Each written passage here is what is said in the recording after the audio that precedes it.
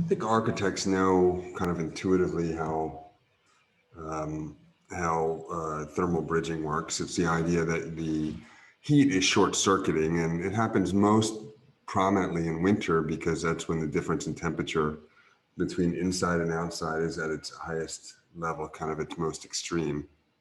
And what's going to happen is we're going to use a thermal camera, and we're going to see that where the structure is, there's no insulation, and so from the outside, you can see the heat coming through, and it's going to short circuit its way through as kind of each molecule of the solid structure is going to be heated by the one next to it getting excited. And you see down here also, like in the basement, maybe there's no insulation at the foundation or at the rim board.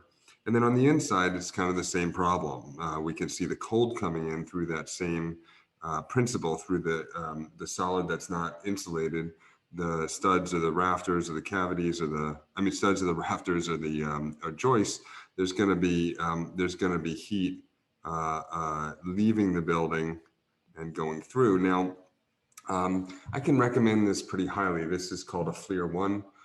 It just goes in your phone. They have an Android version and they have a iPhone version. And it just plugs in. It doesn't need a cord or anything, although you can charge it up. It's helpful too. And it's a thermal imaging camera. And so I asked the school, and they're inexpensive. There's like $200 for the regular, and maybe $299. It's maybe $199 for the regular, and maybe $299 for the Pro. I recommend the Pro. The regular, the images are a little bit fuzzy. It's worth the extra $100. Anyhow, and I went ahead and I got 10 of them, one for each studio and one for each person who teaches building systems at Virginia Tech, where I teach.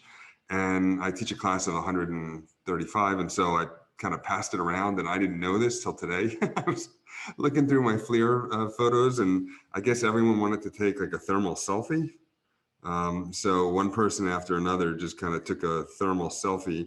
And it's worth kind of noting, this is the principle behind heat gain from people in the people lighting and equipment kind of internal gains basket of heat gain. People gain a lot of heat for a space. They bring a lot of heat to a space, something like several hundred BTUs per hour, depending on their metabolism and how hard they're breathing and that kind of thing. But anyhow, what I wanted to talk about was thermal bridging, and we can measure that with a FLIR One. So I can walk around campus and with it in my backpack, and I can just kind of pull it out and take a shot and see what's happening. And so this is the architecture studio, and you see right here, there's like this column, and the same concrete column is continuous inside and outside. It's a real big thermal bridge, and you can see it right here. You can see kind of all the uninsulated structure on this particular building. And that's what the building looks like from the outside. So it's these columns that move right through that you can see, and actually there's no insulation on the solid portions either. So I make it sound like the columns are the problem, but of course it's got all kinds of problems. And this is it from the outside. And underneath here, underneath this plaza, is another architecture studio. And I had never really thought about it till I pulled out the thermal camera, the FLIR One.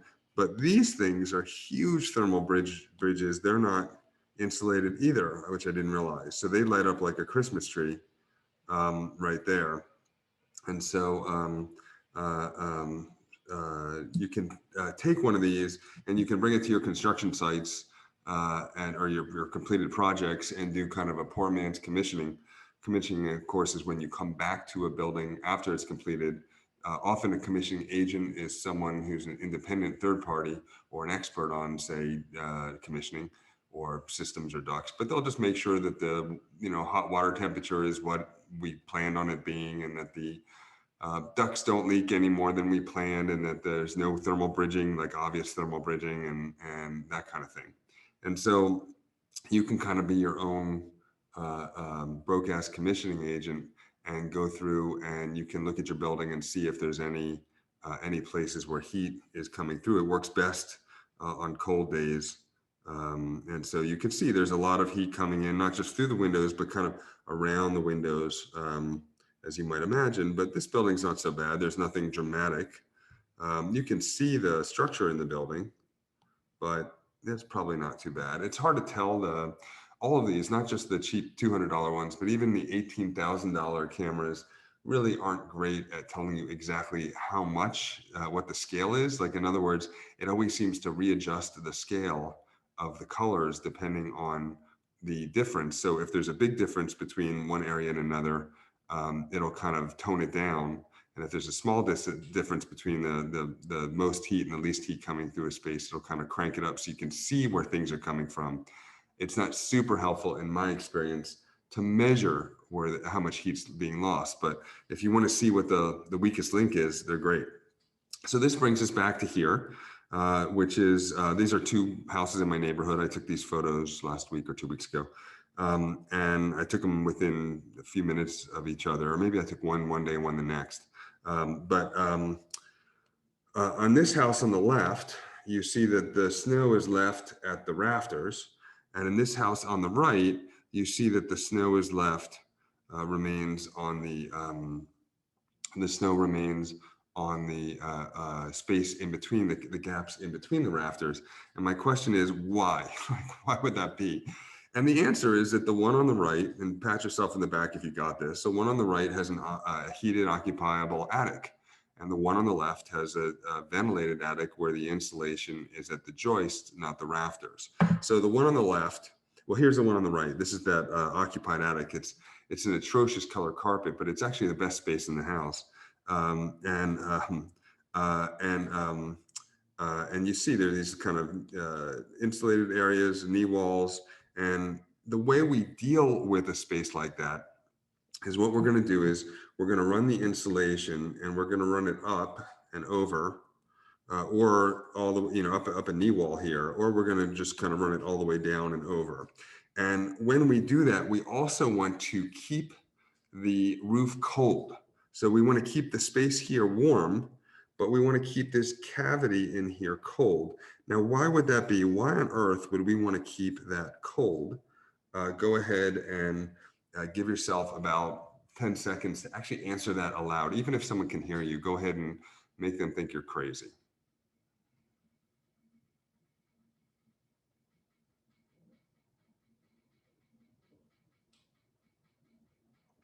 Well, we do it for two reasons. One is if we didn't do it, in other words, if we put the insulation right up against the roof here, then as this space here is 70 and this space outside is 10 degrees and this is 70 degrees inside, of course, when we have snow, the snow above the heated area will melt. But the snow above the unheated area will not melt. And we have what's called ice damming, which many of you know about, at least in theory. A good number of you are from areas where there really isn't much snow. But what happens is this snow here melts and this snow here doesn't. So this creates a dam. It becomes like an ice dam. It becomes icy as this snow melts and works its way down in the form of kind of icy water. And then it hits the rest of the snow that hasn't melted, and the snow here kind of builds up and up and up and up. And then it starts to back up the water underneath the shingle. So that's the first reason we want to keep the roof cold. And the second reason we want to keep the roof cold is because roofs leak. Like, they all have little tiny leaks when there's a bunch of lapped shingles like this. Maybe it's a windy day and the wind is blowing the rain up and kind of forcing water underneath the lap of the shingle, and maybe just a tiny bit. And so it's going to be, kind of in here, and we want to be able to dry that out. So we're going to have either some combination of soffit vent, so there's going to be air coming in at the eaves, a gable vent on the end, maybe a ridge vent on the top where we have a place for air to come out. But we want some way to ventilate our attic at one level or another, even if most of the attic volume is insulated and heated. All right, now how do we keep the roof cold? Well, we use these baffles. This is a Owens Corning product. It's nice and pink. It's just shameful how some people will use color to market their products and make it memorable. So So this kind of pink Owens Corning baffles, what they're doing is they're spacing the air. They're kind of preventing the insulation from pushing up against the underside of the roof plane, and they're allowing a space for air to move up. So they're basically just spacers to keep the insulation off the roof. And they look something like this in an uninsulated attic, or I should say an unoccupied attic. It's still insulated at the joist, just not up at the rafters. And so we use them also even in a, and they call them rafter mates. There are other brands too, but even in a uninsulated attic or an unoccupiable attic, we want to keep the insulation at the edge from blocking up the eave, the ventilation from the eave. So we'll put these spacers, these baffles in to allow the air to move through. So on the other, so that's what's happening over here. This is, I happen to be, this house was like a crack house, and then the people moved away finally, and then they tore it down because it was condemned. And they built a pretty nice house to replace it, especially for student rentals. That's what this is. And then I happened to be walking by one day when they were blowing insulation. So I know this happens to be blown glass fiber insulation. And in fact, that video of them blowing it, I think, is in the Amber book somewhere. But anyhow, there's blown insulation in the on the floor of this attic, and so this attic is cold. This attic is cold. Now, this attic is cold, but it's still warmer than the air outside. So maybe the warm air outside is 10, but because some of the heat from inside the house is naturally rising, that heat is going to go up into here, and maybe in here, it may not be 70, but it may be 40 degrees. And so that 40-degree air inside the attic is going to then melt the snow in between the rafters, in the gap between the rafters, before it melts the snow at the rafters, because the rafters themselves, wood is not a horrible insulator. And so these wood rafters kind of produce a little bit of insulation and keep that 40-degree, which is essentially warm relative to outside, that 40-degree attic air, they keep it a little bit away from the roof. And so we get snow remaining on the rafters, but we get snow melting in between the rafters where it's just plywood. All right, and by contrast, where this stuff is, because we have insulation in between the rafters, and the insulation is better at insulating than the wood. So even though the wood was better than nothing, the insulation is better than the wood. So in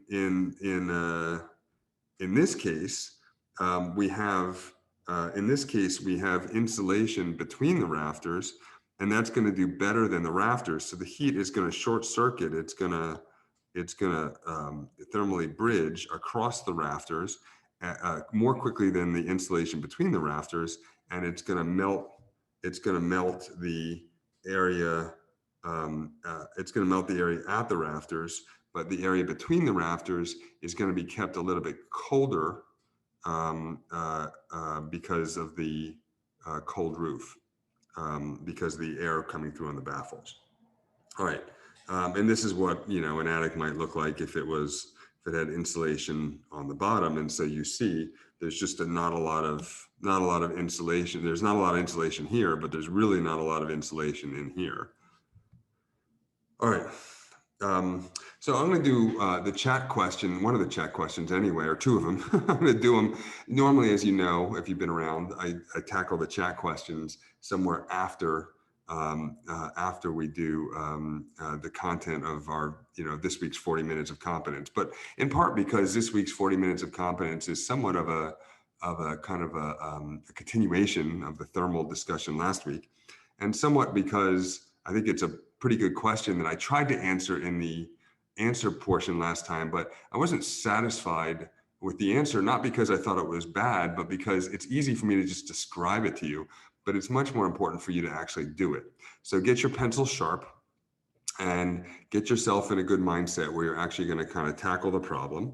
And what we're going to do is we're going to look at a steel building, also built here on campus. It's actually under construction a few hundred feet from where I sit, probably not even 100 feet from where I sit right now. And this is what it looked like, I don't know, 15 months ago or something. It's a dorm, actually for the architecture students. And in fact, they have they have an apartment for architecture faculty in this dorm, and they have like space for visiting lecturers and artists in residence and that kind of thing, plus like shops and everything. It's really cool. And it's for athletes, so it's going to be architects, athletes, and I think theater. So what fun. All right. So it's a steel structure. You can kind of see some of the steel there. And on the inside, they're going to have gypsum board, not surprisingly. And on the outside, they also have, as part of the enclosure, as kind of the plan of the enclosure, they have exterior rated gypsum board, which if you deal with it all the time, you're like, duh. But it's kind of weird for people who don't deal with it all the time to think of gypsum board as being on the outside of the building. But yes, it's very commonly on the outside of steel buildings. Will have gypsum board. It's not particularly structural, but it's good at kind of providing the plane of enclosure, the place where air and water really aren't supposed to pass.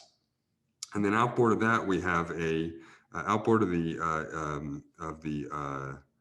gypsum board. We have a fluid applied air vapor rain barrier. So it's kind of like truck bed liner. It can be sprayed on or rolled on or troweled on. But it's a waterproof layer, and it's vapor proof and it's airproof. And then outboard of that, you can see it right in here.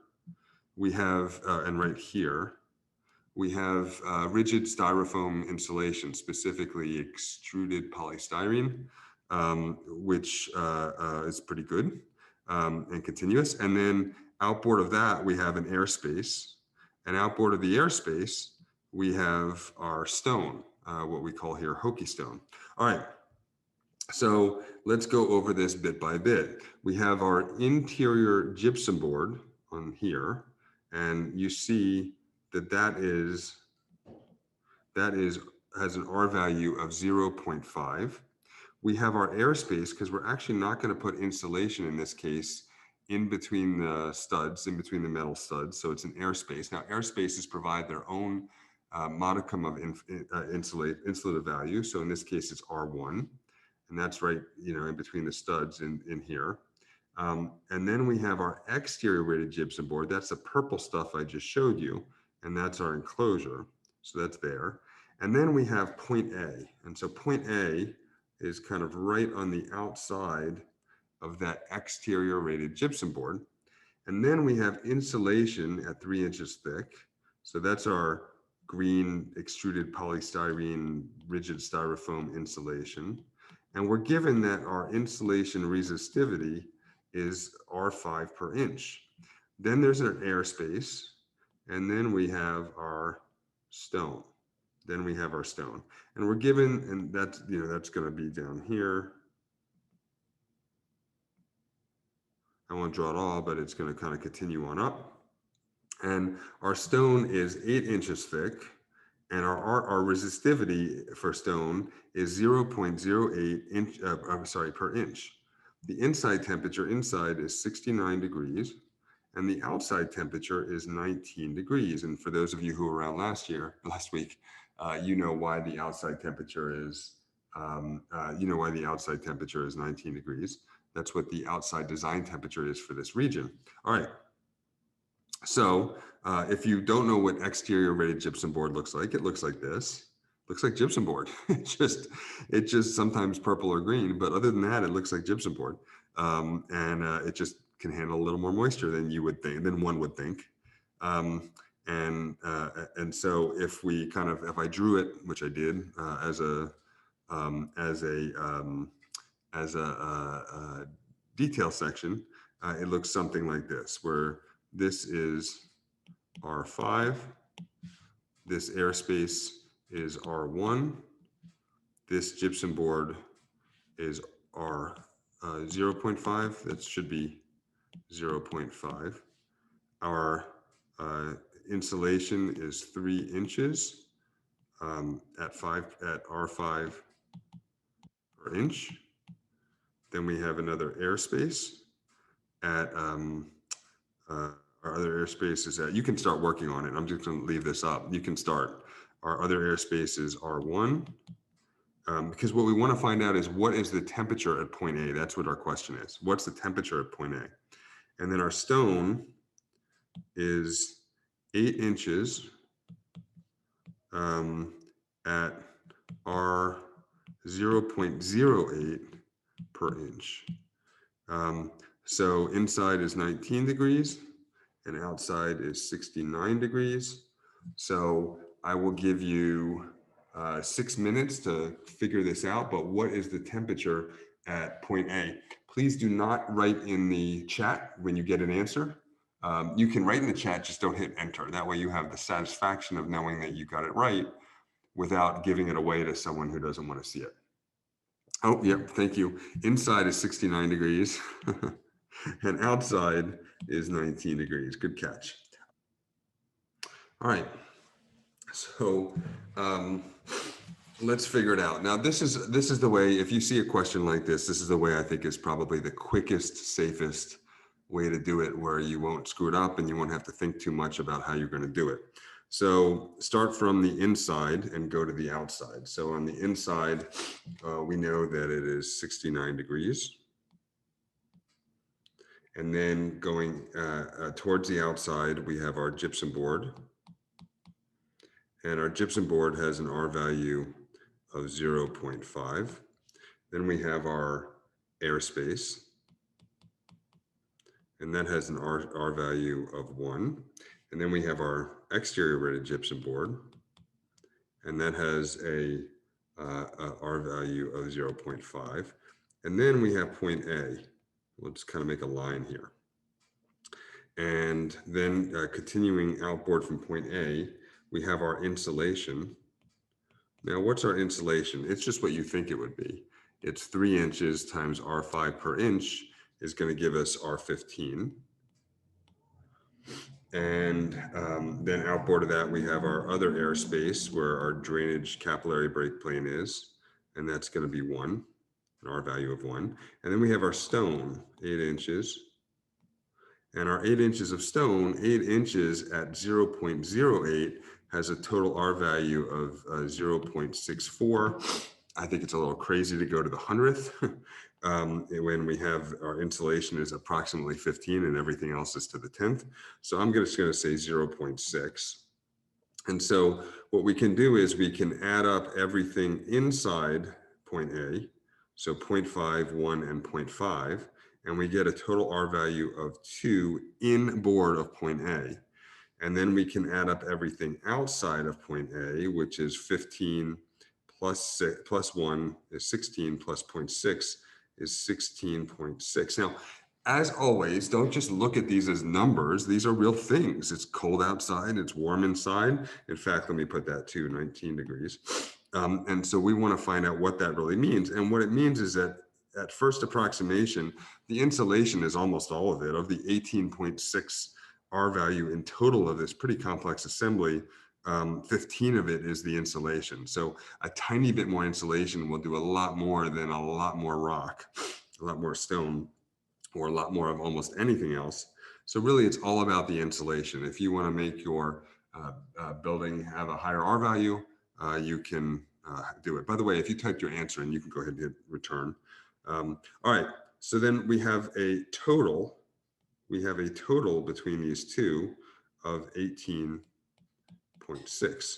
All right, now the question is, what proportion of the R value is outside of point A versus the total R value? In other words, how much of the R value is outboard of point A, because that's going to be proportionate to how many degrees are added outboard of point A to the outside temperature. So outboard of point A, we have 16.6 R value, and our total R value is 18.6. So we can take 16.6 divided by 18.6, and we get 0.89.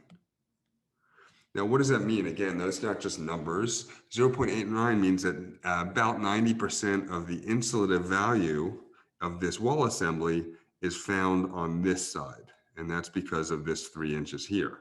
And only approximately 10% is found on this side.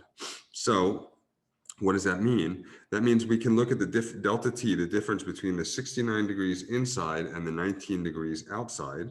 So we have a delta T equal to 50 degrees.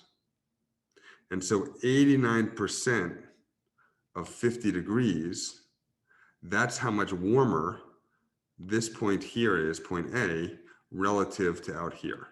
So it's going to be about 90% of the way in between 19 and 69. It's going to be a lot closer to 69 because 90% of the temperature difference is going to be outboard of point A because, well, about 90%, 89%. All right. So that means that if we take that 0.89 and multiply it by 50, by our delta T of 50, we're going to get 45 degrees. Does that make sense? Sure. 90% of 50 is about 45 degrees. 10% of 50 is about 5 degrees.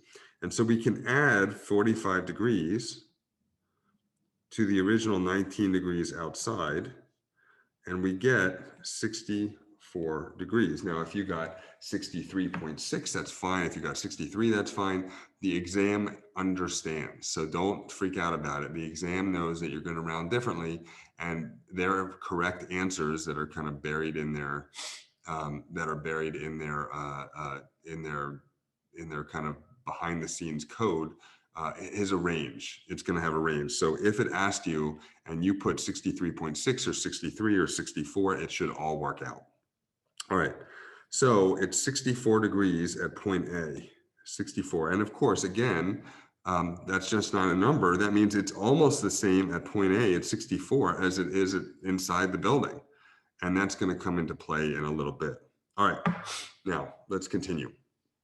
If it's a steel building, and often has exterior rated gypsum board like that. If it's a block building, the structure is often the skin.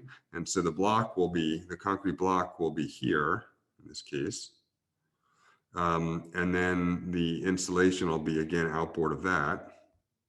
And what the advantage of that, back to our kind of thermal bridging, the advantage is it doesn't have to be interrupted. It's not interrupted by structure or studs. It's not interrupted by pipes or ducts or conduit that might go through the stud wall. In the case of the steel, it is continuous. So a continuous R15 is worth a lot more than an interrupted R15 in reality, in practice. So again, there's our cavity. This cavity is so that it's a topic of another 40 minutes of competence. I think that one's called enclosure. But this cavity is for any moisture that gets in, can drop down and go out weep holes, be redirected by flashing. And then again, like before, we have a fluid applied, although the UV rays on this one have kind of broken it down. This is a mock-up of a portion of a wall that for the building construction school. And they wisely asked the builders, can you just leave that up and not tear it down when you're done? And the builder said, sure. And so we have our insulation also, you can see, being broken down quite readily by the sun, by the UV in the sun. And then we have our drainage airplane, and we have our hokey stone. All right. And here's another zoom in of it. All right. So that's what we had for our steel structure with the insulation outside. Now, if we put the insulation inside and had about comparable insulation, the temperature, I'm not going to make you do the calculation, but if you were to do the exact same calculation, but now the insulation is in that cavity, is kind of in this area right here in plane with the windows. If the insulation is in between the two layers of gypsum board, we can get theoretically the same R value. However, if you have a wood stud wall, that R value, the effective R value in practice, when you account for the thermal bridging, we're going to probably lose something like 10% of it, maybe 12% of the insulative value. So if we had an R, theoretically, if we had an R100, it would probably be, well, if we had an R10, it would probably be closer to like an R8.5 or something. But, and here's the big but, with steel, because steel is such a good conductor, we're going to lose 2/3 of our R value. So this R16-ish in this cavity is, we're going to lose 2/3 of it. So whatever 2/3 of 16 is, we're going to lose something like 11 of our R. We're going to only have something like 5 of it left because we had steel. Now, even if we didn't lose that kind of level of thermal because we were using wood or something, when you run the numbers here, and again, this is going to be R1, and before that was R15, so we'll make it R15, but that's about what 6 inches of insulation is. Maybe that's more like 5 inches of insulation, bad insulation. Anyhow, and then R1 and R0.5. This first one was R0.5. Here's our airspace of R1. Let's keep it at R16 because then we're going to get the same total R18.2. And this is our, what did we say it was? 0.64, 0.6. So when we add all that up, we get the same theoretical R value. But even if we ignore the thermal bridging issue, we have a second issue. So just like before with the attic, it's kind of about thermal, but it's also kind of about moisture, because if we look at point A here, if we look at point A, before it was 64 degrees, now it's going to be more than 40 degrees colder than that. It's going to be down in the 20s. So what we wind up with is a temperature right here. If we were to put the insulation in the cavity, we wind up with a temperature right there at point A, at that surface, of in the low 20s. If that temperature is in the low 20s, there can be some pretty bad things that are going to happen. Let me tell you specifically what happens to warm, wet air when it hits a cold surface that won't let moisture through.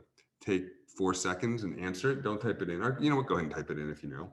What happens to warm, wet air when it hits a cold surface, and that cold surface is plastic or metal or glass or something that doesn't let moisture through? Yes, condensation.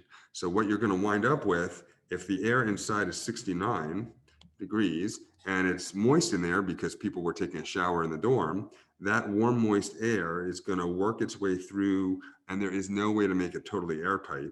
It's going to work its way through the electrical boxes and the light switches, and it's going to kind of work its way around through the fibrous insulation, and it's going to hit this super cold surface, and then it's going to condense water on the inside of this fiber of the gypsum board. And so this fibrous insulation is going to get wet and moldy, and it's going to kind of clump down in a clump at the bottom, and it's not going to provide us insulation anymore because it'll have clumped down and kind of slumped down. And so if you're asking, why would anyone care what the temperature is inside a wall? We don't live inside a wall. That's why.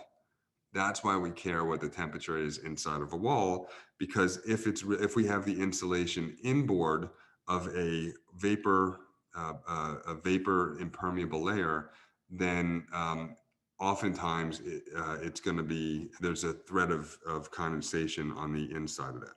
Now, how do we deal with that? That's a whole nother issue, and probably it's covered pretty extensively on another 40 minutes of competence. All right. Now, this is for next week. Based on this balance sheet, what can you tell me about the financial status of this architecture firm? So this is a balance sheet. If you want to look at a profit and loss statement, there is an Amber Book 40 Minutes of Competence video on that. This is a bit different.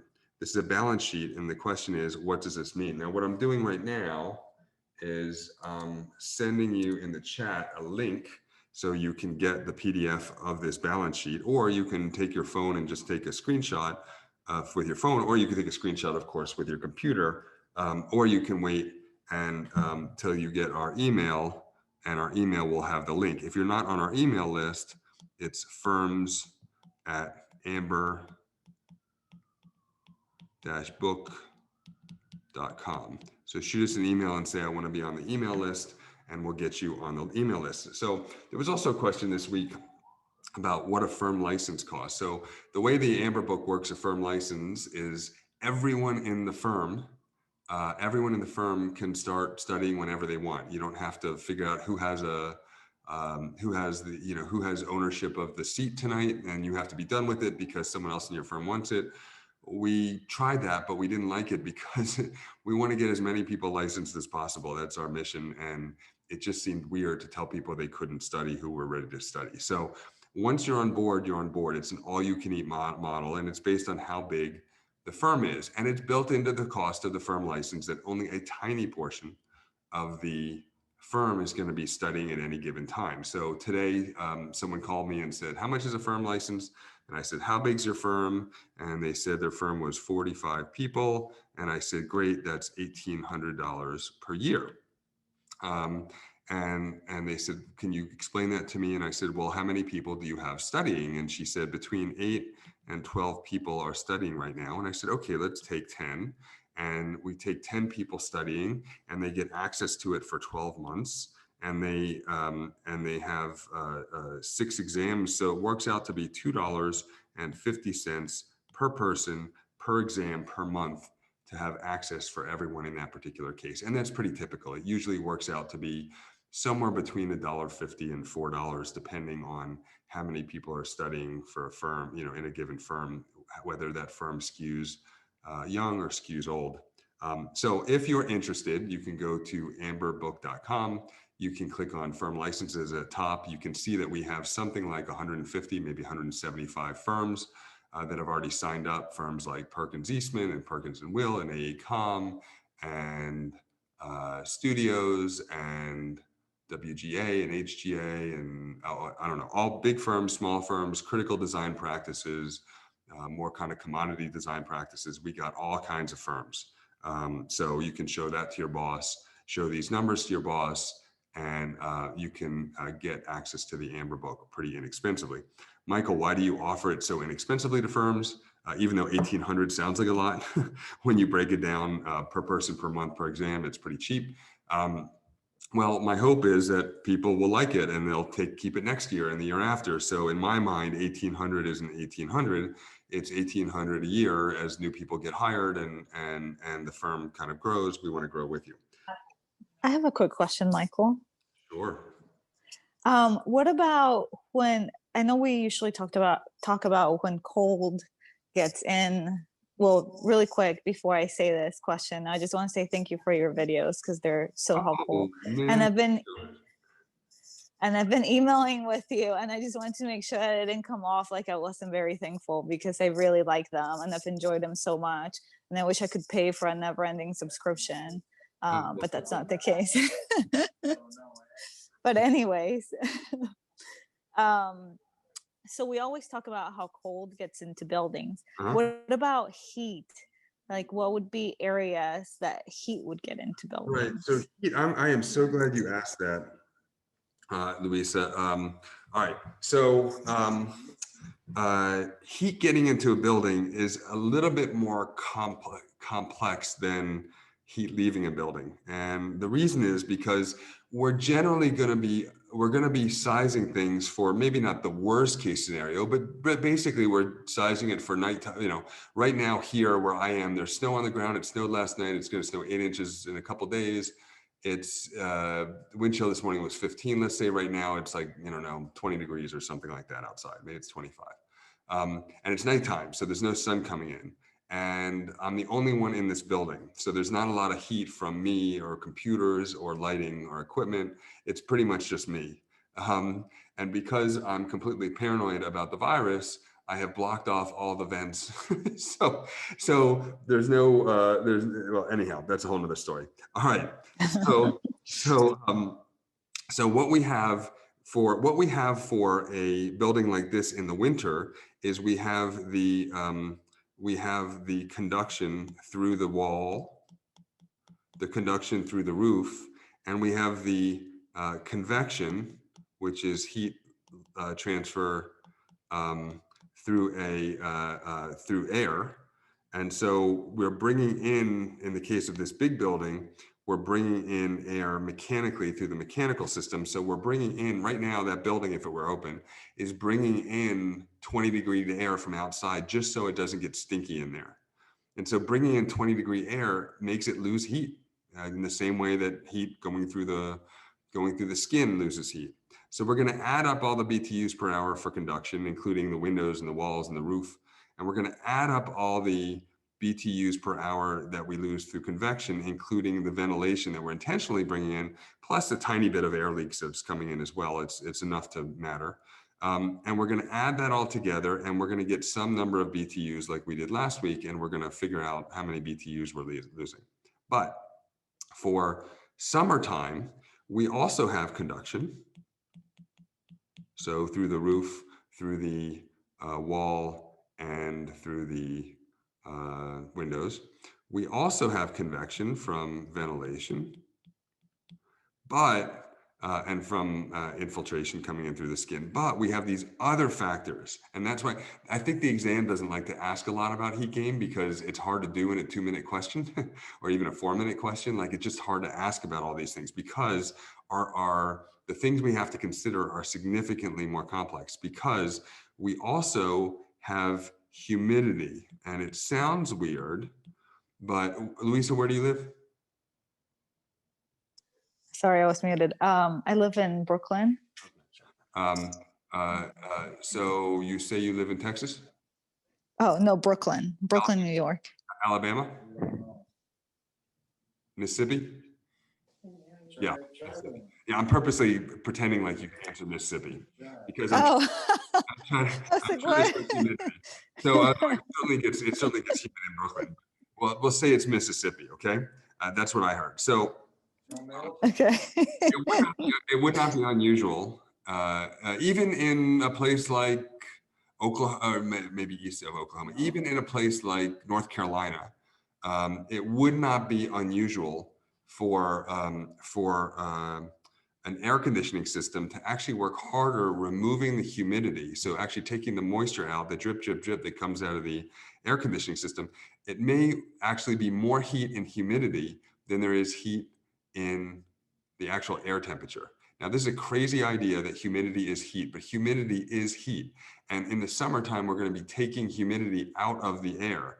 So both from humidity that's coming in through convection, through infiltration, through the skin, humidity that's coming in through air that's coming in from the ventilation that we're actually bringing in intentionally so it doesn't get too stinky in there, and humidity from internal loads. So you breathing actually adds a lot of humidity. Your lungs are moist.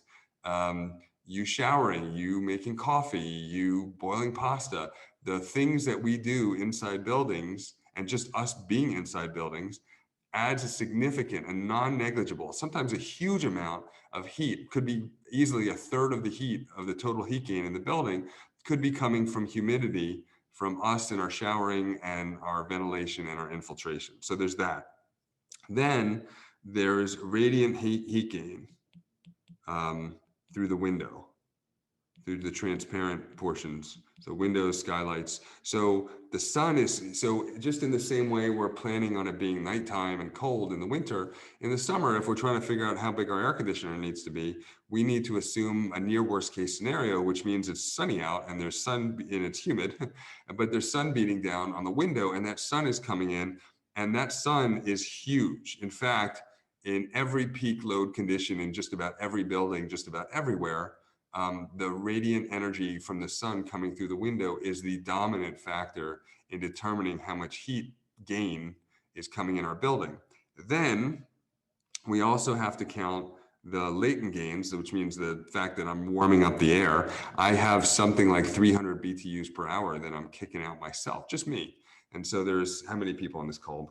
There's 84 people. So 84 times 300 BTUs per hour. If we were all in one room, and what fun we'd have. If we were all in one room, well, first of all, I'd buy all you guys a drink, but we'd heat up the room significantly. So the air conditioner would have to cool it off. So our heat gain from people would be significant if it was a theater or something like that, but even an office building or a school. Our heat gain from equipment, specifically computers, but also fans and pumps and that kind of thing that are just a part of the mechanical system. And our heat gain from the lighting. Our lighting produces a lot less heat than it used to 30, 40 years ago, but there's still a significant amount of heat being gained from the lighting. In fact, in here, oh no, those are LEDs. So, but incandescents especially produce an insane amount of heat. So what we would need to do is, instead of just adding up the heat that's coming through the wall, we would add up the heat that's coming through the wall, and we'd add up the heat that's coming through the roof, and we'd add up the heat that's coming through the infiltration from air leaks in the skin, and we'd add up the heat that's coming through ventilation, air we're intentionally pumping from outside in the ducts, and we'd add up the humidity, the heat that's in the humidity, which could be huge in South Carolina or Georgia or Mississippi where you live. In the humidity, in the moisture, both from what's coming in from outside, but also from what's being generated inside from showering and breathing. And then we'd and then all of that together wouldn't be anything compared to the amount of heat that's coming through the sun hitting the wall. Oh, and I forgot, there's also sun hitting our roof, and especially if we have a black roof, so our dark colored roof. So now we got all kinds of more heat coming in because the sun is heating up our roof independent of the temperature. That's why in your attic, it could easily be 140 degrees in your attic, even though maybe it's only 90 degrees outside. But if it's 90 and sunny outside, it could easily be 140 inside. And that's because of all of the radiant heat gains from the sun hitting your dark roof, plus all the heat gains from the people, plus all the heat gains from the equipment, plus all the heat gains from the lighting. We would add up all of those. Each of them would be in BTUs per hour. We'd add up all of those for the building, and then we would say, okay, that's how much cooling we need. So now you see why I didn't cover it in a 40 minutes of competence, and you see why you're unlikely, in my opinion, to see, you could see conceptual things on an exam. I wish they'd do more. I mean, architects do big buildings. Most of you guys, if you look at the hours that you spent over the last year, most of your hours were on big buildings, and big buildings really don't need that much heating because they have so much people, lighting, and equipment generating heat inside their buildings, and so little skin area to lose that heat because they're big buildings and they have large volumes relative to their skin areas. The big building that most of you guys are working on today, that you worked on today, that pretty much needs air conditioning, even right now in January, likely, especially in the core of the building, away from the skin. So if there's a conference room in the core of your office building that you're building, that room right now, even though it's 20 degrees in Brooklyn, that room right now, and you guys are about to get snow too, that room right now probably has the air conditioning on. And if it has people and lighting and computers on, it almost certainly has the air conditioning on. And so air conditioning is actually much more important for most of you in most of your buildings than heating is. However, air conditioning is complicated. And the academy, meaning schools, architecture schools, and the architecture profession, and especially NCARB in these exams, there's always this kind of belief that there's like small buildings everywhere and the architects work on houses all the time, which incidentally, if any of you guys listen to the Seth Godin Akimbo podcast, which is one of the more popular ones, 2 weeks ago, he was blaming architects for McMansions. And I said, that's not true. Architects don't design houses, and less than 2% of them. And when we do design houses, we don't design McMansions generally. You can blame us for other things, but you can't blame us for McMansions. And so I wrote to him and told him that, and he said, can you record that? And I did, and it is on this week's Kimbo podcast, me defending the architects, us, against the accusation that we're responsible for McMansions. We will stay responsible for ugly strip malls, and we'll stay responsible for climate change, but we are not responsible for McMansions. So if you're a podcast freak like I am, go ahead and download Akimbo, Akimbo, and listen to this week's podcast, and you can hear me defending architects. But anyhow, I digress. NCARB seems to think that we do houses, or maybe it's just easier to ask questions assuming we do houses. And so there's lots of questions about like, how do we gain heat in the winter? When in reality, big buildings generally don't want to do that because they need air conditioning pretty much year round. And there's a lot of kind of questions assuming from a thermal point of view that we have what are called skin load dominated buildings. Skin load dominated buildings are buildings like this. They are buildings where they need heating when it's cold outside, and they need cooling when it's hot outside. And whatever the temperature is outside pretty much determines what the system needs to do inside. And you can cool it by opening up windows, and you can heat it up a little bit by opening up shades at the right time of year with the right orientation and so forth. However, most of what you guys are doing are buildings like this. These are internal load dominated buildings. And so as internal load dominated buildings, they pretty much need cooling even at this time of the year. And so it really isn't, how much insulation is on the skin really, and certainly how much, where you put it on a hill or something stupid like that really isn't that important, because the temperature outside really isn't that important for these buildings. For these buildings, the temperature from internal loads, from the sun hitting it, from heating, from people, lighting, and equipment, from humidity, those are the ones that really make a difference for the energy use of these buildings. But NCARB has not gotten that memo yet, and they haven't yet asked me to write all their questions, although that would probably be a conflict of interest given my work on the Amber Book.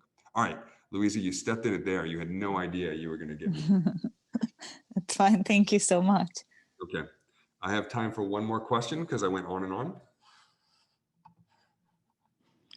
Hi, Michael. Yes. I have a question about the attic. The example that we were looking at, like White House and the darker house. What is the better way to insulate an attic? Above the ceiling, like the first option, or in between the roof rafters, in terms of ventilating the roof and condensation? Definitely from ventilating the roof and condensation, this is the way to do it. But this is okay. Yeah, this is the way to do it. You want to ventilate. Okay.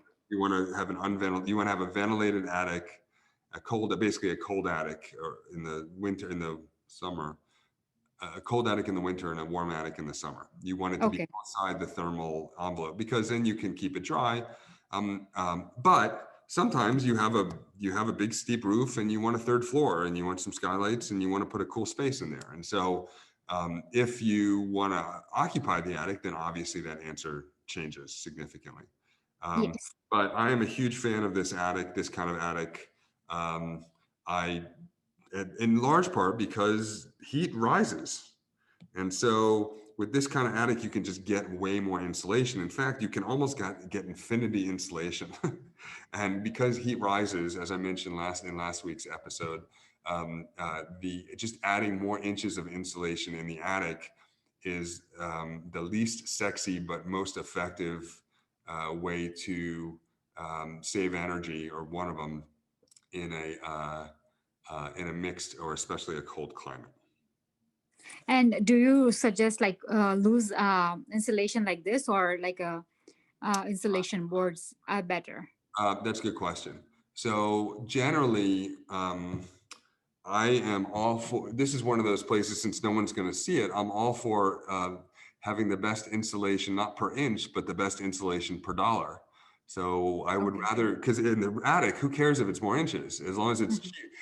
If you have a budget of, $4,000 for insulating your attic, I would rather have the highest R value per dollar than have the highest R value per inch, because we have lots of inches.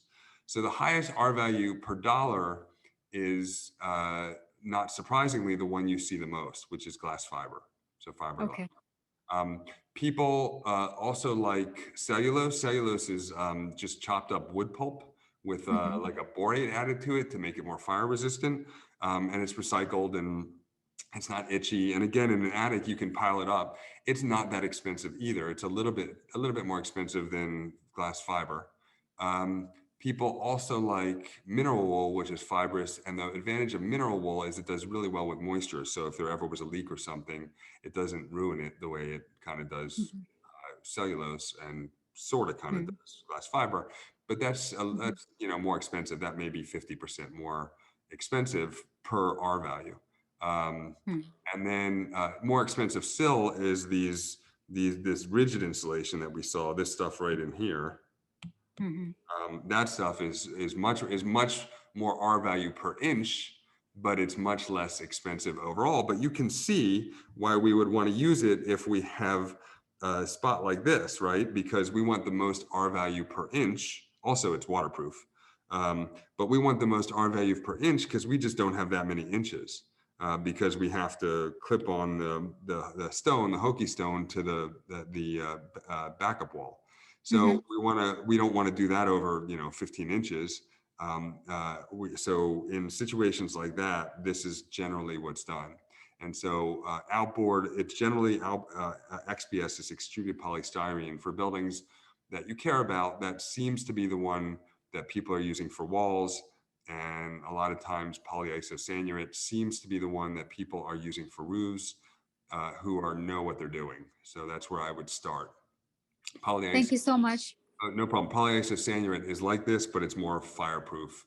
So maybe there's something in the code. Maybe someone can write it in the chat and let me know. But there might be something in the code that requires more fire resistive roof insulation than we would normally see on the wall. All right, guys. Thank you. Good night, and get licensed.